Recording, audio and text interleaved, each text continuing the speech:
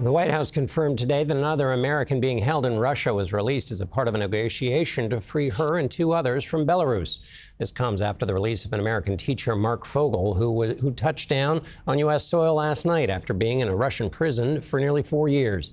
These negotiations are often years-long diplomatic affairs, and in tonight's interview, we talked to Roger Carstens, who, as President Biden's chief hostage negotiator, knows the balance better than anyone.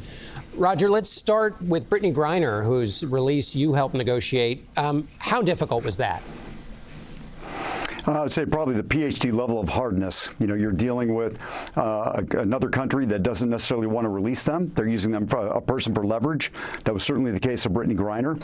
We often say that the other side holds the keys to the jail cell, and our job is to painstakingly try to find out what's it going to take to get that American free. Brittany actually was faster than most, but you have Paul Whelan that took years to kind of break that logjam in order to get Paul home. But we were grateful to see Paul, Brittany, and Trevor Reed come out of Russia.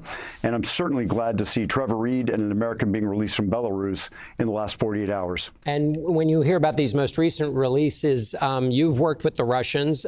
We don't know quite what they got in return, but they probably, given your experience, they didn't get nothing.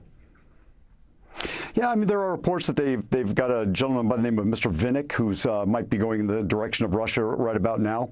He's someone that's been on our radar screen for quite some time. I think a long time ago, when we were trying to determine how to get Americans back, the first thing we did was look into our own jail systems to see who the United States was holding, what they were charged with, and how long they'd served their sentences. So Vinnick, if he's the guy who's been traded, has been on our radar screen for quite some time. But you're absolutely right. The Russians are probably going to get something out of it. Although one thing they may be trying to get, along with Venezuela and Belarus, is to generate some goodwill with the new president, President Trump. You've negotiated with a host of different countries. Are the Russians, do they have a particular process with this? Are they a particular puzzle? Well, they say that every case is different, and they really are. But I would say overall, the Russians, they pretty much decide what they want early on, and they try to stick with it. It's very hard to take them off their game, and that's just something that's peculiar to them. They're very tough. I mean, they're also very willing to send a signal or two, and that's something that's, I would say, unique. It wasn't hard to figure out that Brittany Griner was going to be used from leverage, because they pretty much signaled very openly that she was arrested and going to be used for leverage.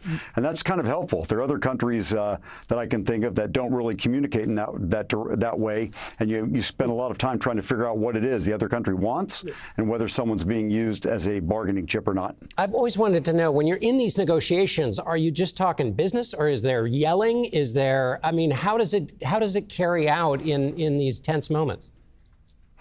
In the ones that I've been involved with, if anything, I try to show up with every part of my being. I tend to be humble. I tend to listen.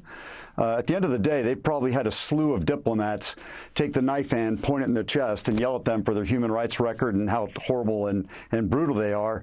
And that's not my mission. My mission when I was negotiating is to try to build a relationship and bring those Americans home.